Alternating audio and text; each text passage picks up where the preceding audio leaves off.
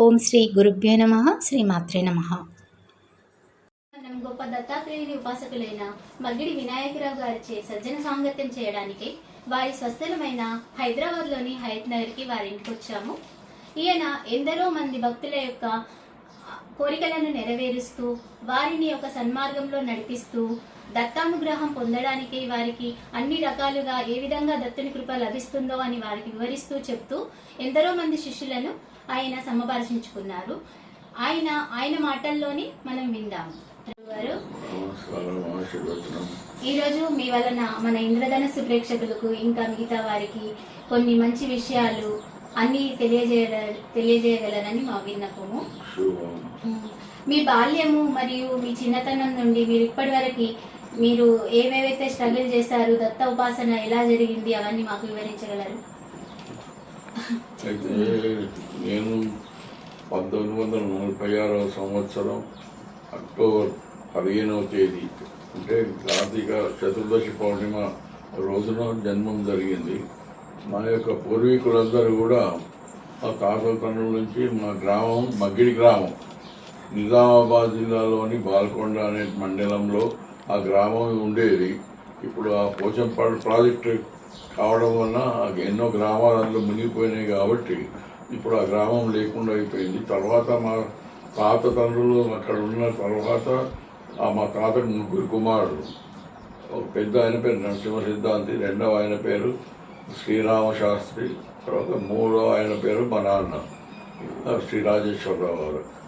ఈ విధంగా కొన్ని సంవత్సరాలు అయిన తర్వాత మా పెద్దనాన్న హైదరాబాద్కు తన జీవనోపాధి కొరకు 1936-37 ప్రాంతంలో వచ్చి పాత పట్టణం లోపల మా యాకుత్పుర అనేటువంటి బస్తీలో కన్యకా పరమేశ్వరి అనే దేవాలయంలో ఆ యొక్క పూజలు కూర్చున్నట్టుండే అక్కడనే ఉండి పౌరోహిత్యం కూడా ఆ పట్టణంలో కొన్ని బస్తీలను స్నానం చేసుకునే విధంగా నివాసం ఏర్పరచుకున్నటువంటి వాడు. అక్కడే మా నాన్న కూడా ఆయన కుమారుడు, మా నాన్నకు ఆయన కుమారుడికి 4 సంవత్సరాల వ్యత్యాసం ఉండేది. అందుకొరకు బాబాయ్ అన్నట్టుగా పిలిచేవాళ్ళు. ఇద్దరు కూడా అన్నదమ్ములుగా మెలిగినటువంటి వాళ్ళై మా పెద్దనాన్న వాళ్ళతో చదువులో ఆరంభం చేసుకున్నది హైదరాబాద్లో. ఈ విధంగా 10 సంవత్సరాలు అంటే మా నాన్నకి చిన్నతనంలోనే 2-3-4 సంవత్సరాలు ఉన్నప్పుడే వాళ్ళ తల్లి పోయినందున మా పెద్దమ్మనే అతను పెంచింది. ఈ విధంగా తన కొడుకుతో పాటు అతన్ని కూడా చదువు చెప్పించి ఈ విధంగా హైదరాబాద్లోనే వాళ్ళ యొక్క కాపురం జరిగేటువంటిది ఉంది.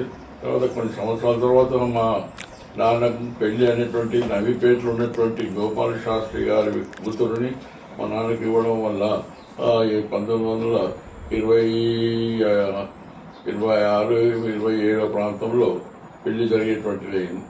ఈ విధంగా 7వ తరగతి 10వ తరగతి దాకా వచ్చే వరకు కూడా వాళ్ళకు జీవనోపాధి లేకుండా వాళ్ళే నడిపేటువంటి వాళ్ళ తర్వాత అన్నదమ్ముల పెద్దలనే వాళ్ళ సంసారం నడిపేటువంటి వాళ్ళని కాబట్టి కొన్ని రోజులకు ఏదో డ్రైవర్గా కొన్ని రోజులు పనిచేస్తున్నటువంటి తర్వాత టీచర్గా ట్యూషన్లు చెప్పేటువంటి ఈ విధంగా వాళ్ళ జీవనోపాధికి. గురువు గారు మీకు మొదటిగా ఉపాసన చేసిన మొదటి గురువు ఎవరో తెలుసుకోవచ్చా? అయితే మా పెద్దమ్మ గారి చెల్లెలు భర్త విఠలరాముడు సుభద్ర అనేటువంటి వాళ్ళు వాళ్ళ కొడుకు యాకుత్పురాలో ఉద్యోగం చేస్తున్న సమయంలో వాళ్ళ ఇంటికి వచ్చేటువంటి వాళ్ళు లేరు. ఆ కొడుకు దగ్గర వారం 10 రోజులు వచ్చిన తర్వాత వాళ్ళ ఇంట్లో గురు చరిత్ర, ఎందుకంటే మా గురువు గారికి మొదటి నుంచి గురు చరిత్ర సప్తాహాలు పారాయణాలే అదే అతనికి జీవనోపాధి. ఆ జీవనోపాధి కాబట్టి మధ్య మధ్యలో ఎవరైనా బాధపడేటువంటి వాళ్ళు ఎవరు అడుగులో ఉన్నటువంటి వాళ్ళు వచ్చి అతన్ని తీసుకొని పోయి వాళ్ళ గ్రామాల్లో గురు చరిత్ర సప్తాహాలు చేయించుకొని వారి యొక్క రుగ్మతలు ఎన్నున్నప్పటికీ కూడా చక్కగా చేయించుకునేటువంటి వాళ్ళు. దానివల్ల గానగాపురాన్ని కూడా వాళ్ళని తీసుకువెళ్ళి వాళ్ళందరికీ కూడా స్వస్థత చేకూర్చినటువంటి వాళ్ళు కాబట్టి ఆ యొక్క గురు చరిత్ర ప్రభావం అతనిది బాగా ఉండేది. అందుకొరకే కొడుకు కూడా రుగ్మతలతో బాధపడేటువంటి సమయం లోపల వాళ్ళింటప్పుడు గురు చరిత్ర చేయాలని చెప్పేసి ఆసారి వచ్చినప్పుడు గురు చరిత్ర ఆరంభం చేసేటువంటి వాడు. అయితే నేను ఒకరోజు వాళ్ళ ఇంటికి పోయిన తర్వాత ఇదేమంటే గురు చరిత్ర సప్తాహం ఆరంభం చేసినాం. ఇది విన్న వాళ్ళకు కూడా ఎన్నో ఏ కోరికలు ఉన్నప్పటికీ కూడా తీరేటువంటి అవుతాయి, ఏ రోగాలు ఉన్నప్పటికీ దూరం అయ్యేటువంటి అవుతాయి, దీన్ని మాత్రం ఎక్కడ ఉంటుందని చెప్పేసి అతను వాళ్ళ దంపతులు ఇద్దరు కూడా చెప్పేటువంటి వాడిని. అయిన తర్వాత ఇక నాకు అనిపించింది వీళ్ళందరితోటి ఉద్యోగం లేదు, ఏది లేదు, ఇవ్వడంటే వాళ్ళకి వచ్చేసి మాటలు మాట్లాడుకుంటే మనకి కూడా మన ఇంట్లో చేయించుకుందామని చెప్పేసి వచ్చి మా పెద్దమ్మకి చెప్పాను, మరి మనం కూడా గుడి చేసి చెప్తామని చేపిద్దామని. వాళ్ళ ఇంట్లో అయిన తర్వాత నేను అడిగితే నీకు ఇంత మంచి బుద్ధి పుట్టడమే దైవ అనురాగం కలిగేటువంటిది కాబట్టి అది నువ్వు అనే మాట కాదు, భగవంతుడు అనిపిస్తున్నాడు, నీకు బుద్ధి పుట్టింది కాబట్టి సరే దానికే ఉన్నది పిలిపించి చేపిద్దామని చెప్పేసి అప్పుడు నిర్ణయం తీసుకున్న తర్వాత వాళ్ళ ఇంట్లో సప్తాహం అయిపోయింది. తర్వాత తెల్లవారి పోయి మరి మా ఇంట్లో కూడా చేయండి అని చెప్పేసి అడిగితే, అరే మేము ఇవాళ వెళ్ళిపోతున్నాం అని సామాన్లు కట్టేసుకున్నాం, రాత్రి ట్రైన్ కూడా బుక్ చేసుకున్నాం, కాబట్టి ఇప్పుడు వచ్చి మాట్లాడితే ఎట్లా, మళ్ళీ ఎప్పుడైనా అవసరం ఉన్నప్పుడు కొంచెం చేద్దాం ఉందాం, అట్లా కాదు మాకు మనసులో వచ్చింది కాబట్టి మీరు కార్యక్రమం రోజు మళ్ళీ అయిన తర్వాత వచ్చి ఇప్పటికి తొందర ఏమున్నదని అన్నా కానీ వాళ్ళు మేము కాదురా అని చెప్పాను. సరే మనకి బాకీ లేదని చెప్పేసి మళ్ళీ తెల్లవారి ఇంటికి వచ్చిన తర్వాత తెల్లవారి మళ్ళీ ఉన్నారా పోయారా అని చెప్పేసి మళ్ళీ ఇంటికి పోయి వాళ్ళు అట్లాగే ఉన్నారు. ఏమైనా పోలేదా అంటే పోలేదు, భగవంతుడు ఆపేసి నీ కొరకు అంటే సరే మరి పోతే ఆరంభం చేద్దామని చెప్పేసి ఇంటికి తీసుకుపోయేటప్పుడు వాళ్ళు చేసి తప్ప ఆ గురు చరిత్ర పుస్తకం కొనుక్కొని వచ్చి ఆయన సంస్కృతంలో పారాయణం చేశాడు. ఇక మనకు అప్పుడు తెలుగులో లేవు కాబట్టి మరాఠీ గురు చరిత్ర అప్పుడు సుల్తాన్ బాదార్ నుంచి మనకు అప్పుడు తెలుగులో లేవు కాబట్టి మరాఠీ గురు చరిత్ర అప్పుడు సుల్తాన్ బాదార్ నుంచి ₹5 ఇస్తే ఒక పుస్తకం వచ్చి ఆ గురు చరిత్ర పుస్తకం ఉపదేశం తీసుకొని అప్పటి నుంచి వారి యొక్క ఆ గురు అనుగ్రహం, ఆ గురు చరిత్ర ఉపాసన ఆరంభమై 1966 జూన్ జూలై ఆ ప్రాంతంలో ఉపదేశం తీసుకున్నది. అప్పటి నుంచి ఇవాళ వరకు 60 సంవత్సరాలు అంటే గురుగారు మీకు గురుపదేశం అవ్వడమే గురు చరిత్ర ద్వారా అయిందా? గురు చరిత్ర ఉపదేశమే జరిగిందా మీకు మొదటిసారిగా? అదే మొదటిసారి గురు చరిత్ర ఉపదేశం.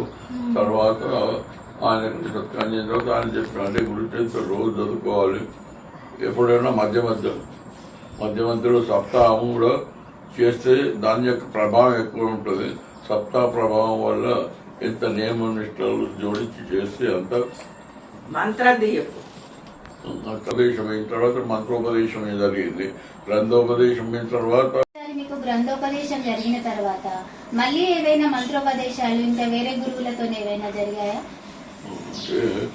అప్పుడు 7 సప్తాహాలు 7 రకాలుగా ఒక్కొక్క సప్తాహం ఒక్కొక్క రకం, ఒక పూట భోజనము, ఒక పూట ఫలము, ఒక పూట ఉపహారం, ఒక పూట నిరాహారం, ఈ విధంగా 7 రకాలు 7 సప్తాహాలు పూర్తయిన సందర్భం లోపల అప్పుడు మా పెద్దమ్మ కూడా అదేవిధంగా ఎంతో శ్రద్ధతో తాను కూడా పాట పాడుతుండేది కాబట్టి అప్పుడు ఆమెకు జ్ఞాపకం వచ్చేటువంటి అయింది. ఎందుకంటే మా పెద్దనాన్నకు దత్తోపదేశము చేసిన వారు ఉన్న జ్ఞాపకం వచ్చింది కాబట్టి అప్పుడు ఆమె అతన్ని అన్నది, వాడు 50 రోజుల నుంచి ఇంత కష్టపడి ఇన్ని రకాలుగా పాట పడుతుంది కాబట్టి మరి వాడికి మంత్రోపదేశం నీకు ఎట్లయినా ఉన్నది కదా, ఆ మంత్రం నీ ఉపదేశంతో పోయినా మళ్ళీ ఇంకోటికి ఇస్తే కనీసం వాడికి ఇస్తే వాడు దాన్ని కొనసాగించి జరుగుతుంది కదా అని చెప్పేసి అనే వరకు ఆయనకు కూడా మనసులో సరే మంచిది అనిపించింది. అంటే ఈ దత్త మంత్రాలలో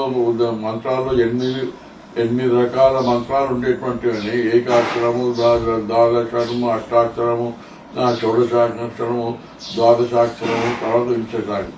అయితే అన్ని మంత్రాల కంటే కూడా షోడశాక్షర మంత్రం అనేటువంటిది అది చాలా ఎవరికి ఇచ్చే దుర్లభం కానటువంటిది, ఇచ్చేటువంటిది కాదు. వాడు ఏది ఇచ్చినప్పటికీ మన దేహంలో భాగాలు ఎన్ని కోసిచ్చినా ఇవ్వవచ్చు, కానీ ఆ 16 మంత్రాల ఉపదేశం మాత్రం ఎవరికి ఇవ్వకూడదు. అంత నిష్టపరుడు ఉన్నటువంటి వాడు ఎవడో అంత తాపత్రపడి మాట్లాడేటువంటి వాడికి చేసుకుంటాడు అనేటువంటి నమ్మకం కలిగించినప్పుడే ఆ యొక్క మంత్రం ఉపదేశం చేయాలి. కాబట్టి ఆ విధంగా మా పెద్దనాన్నకు అటువంటి మంత్రోపదేశం అయింది కాబట్టి ఆ మంత్రంను తాను రాతపూర్వకంగా రాసిచ్చి ఆ విధంగా ఉపదేశం 16 అక్షరాల మంత్రమును ఉపదేశం చేసేటువంటి వాడు కాబట్టి ఈ విధంగా గ్రంథోపదేశము మంత్రోపదేశము రెండు ఆ సందర్భంలో జరిగేటువంటివైనవి. అయితే తర్వాత నేను మా గురువుగారి దగ్గరికి పోయిన తర్వాత ఈ సంగతి అతనితో చెప్పేటువంటి వాడిని. అంటే అప్పుడు ఆయన అన్నాడు, అరే నాకు మన మంత్రోపదేశం లేదు, మరి నా మంత్రం నాకు చెప్పురా నువ్వు అని. అంటే ఎవరైనా మంత్రం ఉపదేశం ఇస్తే గురువులు మళ్ళీ ఆ మంత్రాన్ని మనం ఇంకొకరికి చెప్పకూడదు అని అంటారు కదా, రహస్యంగా ఉంచాలని. అది మరి చెప్పండి. రహస్యంగా ఉంచాలి. వాళ్ళు మన శిష్యర్కం అంగీకరించినప్పుడు మనం మంత్రోపదేశం చేయవచ్చు. ఆ వాడు శిష్యర్కం ఎప్పుడైతే చేయాలనుకుంటాడో వాడు శిష్యర్కానికి అర్హుడా కాదా అని మనం ఆలోచించాలి. వాడు ఎంతవరకు మన పట్ల గౌరవం, మన యొక్క మాట మీద నిలబడేటువంటి తత్వం, వాడి యొక్క స్వభావం అన్నీ కూడా పరీక్షించి ఆ విధంగా చేయగలిగేటువంటి వాడు అనేటువంటి నమ్మకం తను కలిగినప్పుడే మనకి ఇంకొకరికి ఉపదేశం చేయాలి. కానీ అదివరదాకా వాడు అడగగానే ఇచ్చేటువంటిది మంత్రోపదేశం ఉండదు కాబట్టి. అయితే ఇప్పుడు అడిగేటువంటి వాడు నాకు గ్రంథంని గురువు గారు అడుగుతున్నప్పుడు మరి మంత్రోపదేశం నేను ఇవ్వడానికి అర్హుణ్య, గురువుకి మంత్రోపదేశం చేసేటట్టు అర్హుణ్యా నేను ఆయన నాణ్యత. అదంతా కాదు, అర్హత గురించి ప్రశ్న లేదు. నేనైతే నీకు గ్రంథం ఉపదేశం చేసినో దానికి నాకు గురు దక్షిణగా అదే ఇవ్వు అని చెప్పింది. అంటే ఎప్పుడైతే గురుదక్షిణ అన్న పదం వాడిండో అప్పుడు నాకు తప్పలేదు. ఇక అందుకొరికి అతనికి మళ్ళా ఆ యొక్క మంత్రము రాసి ఇచ్చేటువంటి వాడు. దానివల్ల అతను చెప్పాడు. అయితే ఇప్పుడు నీవు నాకు గురువు అని నీ గురువు అనేటువంటి మాట అనేటువంటి వాడు ఆయన మధ్యలో. అందుకే ఈ విధంగా గురు యొక్క రుణం ఆ ప్రకారంగా తీసేసుకుంటూ ఉంటాడు ఆయన. దానివల్ల ఒక దత్తానుగ్రహంగానే భావించవచ్చు. అంటే అయినప్పటికీ మంత్రోపదేశం కంటే కూడా ప్రాధాన్యత ఏదైతుందో గురు గ్రంథానికి ఉపదేశం ఇచ్చేటువంటి. ఎందుకంటే ముందు అదే దొరికింది కాబట్టి మంత్ర సాధన తక్కువైపోయి ఈ సాధన దీనివల్లనే ఇది చేసుకోవడం వల్ల మంత్రోపదేశం అంతా ఇది ఏదో మామూలుగా చేసుకునేటువంటి. అయితే దానివల్ల ఎవరెవరికి శిష్యులుగా వచ్చేటువంటి వాళ్ళు మా శిష్యులకు కూడా అటువంటి వాళ్ళకు 5 మందికి ఆ యొక్క మంత్రమును ఉపదేశం చేసేటువంటి వాళ్ళని వాళ్ళు కూడా చేసుకుంటున్నారు. ఈ విధంగా గురు చరిత్ర యొక్క ప్రభావం అప్పటి నుంచి ఇప్పటి వరకు కూడా కొన్ని 1000 సప్తాహాలు జరిగేటువంటివి. ఈ విధంగా గురు దశుడు యొక్క అనుగ్రహము నిరంతరము సాగుతూ అందరికి కూడా మేలు కలిగిపోయింది. తర్వాత సంతానం కూడా అటువంటి. అంటే ఏదైనప్పటికీ కూడా మనకు దైవ సేవ చేస్తే మనకి ఏది అవసరమో మనం భగవంతుని అడిగే అవసరం ఉండదు.